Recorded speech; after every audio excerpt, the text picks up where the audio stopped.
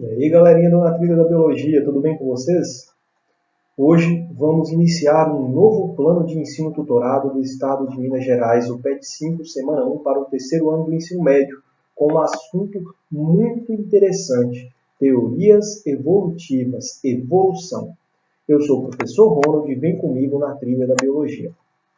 Primeira questão que temos aqui, tem um texto, a gente vai ler e vamos interpretar. Caverna da Romênia abriga animais que vivem sem ar. Ela é formada por conjuntos de corredores extremamente estreitos. Em alguns deles não há oxigênio. Os pesquisadores disseram que as espécies encontradas são muito resistentes e sobrevivem com quantidades de ar fatais para outros seres vivos. É uma notícia aí do Globo de 96. Se afirmarmos que as espécies que viviam na caverna começaram a sofrer adaptações, olhe bem, para conseguir sobreviver, como se houvesse uma finalidade na adaptação. Ela começou a ter dificuldades e por isso evoluiu sob as novas condições. Estamos fazendo alusão a qual teoria evolutiva? Cite o nome dessa teoria e justifique sua resposta. Vamos lembrar que existem três teorias evolutivas que são faladas nas questões sobre evolução. O primeiro pensador evolucionista, ou seja, que acreditava na evolução que temos nas aulas, é o Jean-Baptiste Lamarck, que em 1808 usou duas leis para tentar explicar como a evolução acontece.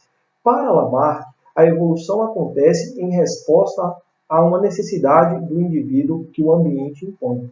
Então, ele vai ter que usar muito uma estrutura e, por usar muito essa estrutura, ela vai melhorando ao longo do tempo.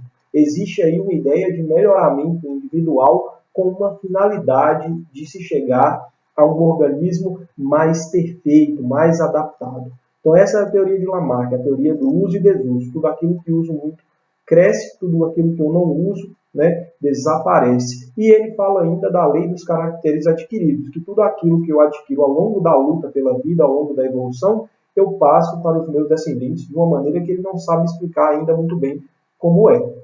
A segunda teoria evolutiva é do grande pensador Charles Darwin, que em 1859 escreveu o livro Origem das Espécies, que eu tenho aqui na minha estante, esse do cantinho aqui, primeira edição do Origem das Espécies. Para Darwin, o indivíduo como ser não consegue evoluir. Ele já nasce com pequenas diferenças em relação aos outros indivíduos da população e o ambiente faz apenas o papel de selecionar aqueles indivíduos que já nasceram mais adaptados a determinadas condições. O ambiente, então, vai favorecer a reprodução de uns e desfavorecer outros, levando-os à morte. Esse fenômeno é o fenômeno chamado de seleção natural. E a terceira teoria é uma junção das ideias de Charles Darwin com os conhecimentos de genética. É o famoso neodarwinismo ou teoria sintética da evolução. Tá? Não muda muita coisa, só muda que a gente descobriu como é que surge essa tal variabilidade que existe nos seres vivos, que Darwin sozinho, com o darwinismo clássico de 1859, não conseguiu explicar.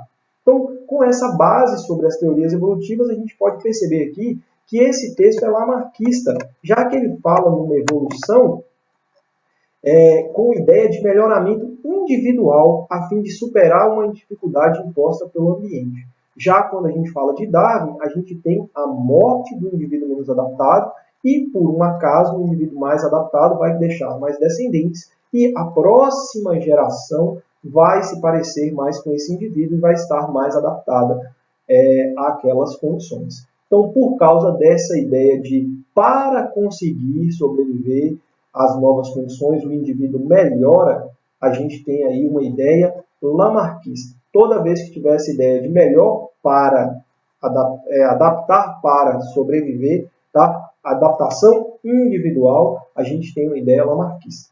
Na questão número 2, nós temos o hábito de colocar argolas no pescoço por parte de mulheres de algumas tribos asiáticas, promove o crescimento dessa estrutura, representando nessas comunidades um sinal de beleza. Dessa forma, temos que as crianças, filhos dessas mulheres, já nasceriam com o pescoço maior, visto que essa é uma tradição que passa de geração em geração. Aqui, né? Acima a afirmação de que os próximos indivíduos, porque a mulher usou as argolas e alongou o seu pescoço, que os próximos indivíduos já nasceriam com as características, a gente tem uma ideia lamarquista da lei dos caracteres adquiridos. Tá? Então, mais uma vez, a gente tem aí a ideia lamarquista da teoria de Jean-Baptiste Lamarck. A resposta, então, seria a letra E. Lembrar que Thomas Malthus foi um demógrafo que acreditava que a população crescia mais rápido do que a disponibilidade de alimentos. E foi ele que despertou a ideia de Darwin da seleção natural, da luta pela vida, já que o ambiente tem recursos finitos. O Wallace, tá, foi um contemporâneo de Darwin que pensou praticamente a mesma coisa de Darwin, só que sem conhecê-lo. Tá? Ele fazia trabalhos em umas ilhas asiáticas e Darwin era um naturalista inglês. E aí eles trocaram cartas. Wallace, na verdade, mandou uma carta para Darwin. Darwin estava escrevendo seu livro. E o Wallace contava uma história que parecia muito com o que Darwin vinha pensando. Aí Darwin falou com ele que pensava a mesma coisa e os dois chegaram à conclusão que Darwin tinha pensado primeiro nessas histórias, por isso ele tinha o direito de publicar essas ideias. Então, Darwin e o Wallace têm a ver com a seleção natural. E Mendel é o pai da genética, que em 1865, mais ou menos, descobriu o padrão de passagem das características de geração em geração. A genética virá no futuro, de 1900 em diante, ajudar a melhorar a teoria evolutiva e através da união das ideias de Darwin e da genética, a gente vai criar a teoria neodarwinista aceita hoje pela maioria dos cientistas. Na questão 3, a última questão de hoje, nós temos o seguinte: a evolução biológica é um tema amplamente debatido e as teorias evolucionistas mais conhecidas são a de Lamarck e de Darwin, que remete à tira do Calvin abaixo. Então nós temos aí, né, a tira com a girafa, aí tem até a tradução da tira aqui, né? Uma das criaturas mais peculiares da natureza, a girafa, está singularmente adaptada ao seu ambiente.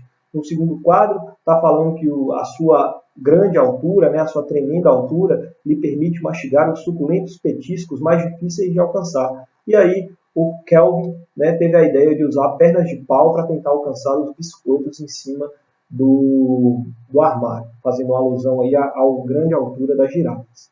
Como a altura da girafa, lembrada pela tira de Calvin, foi utilizada para explicar a teoria de Lamarck, então o exemplo do pescoço das girafas é muito utilizado como um exemplo dado por Lamarck. Lamarck mesmo não falou sobre isso, mas ele é um exemplo que ficou consagrado na biologia como um exemplo da teoria do uso e desuso.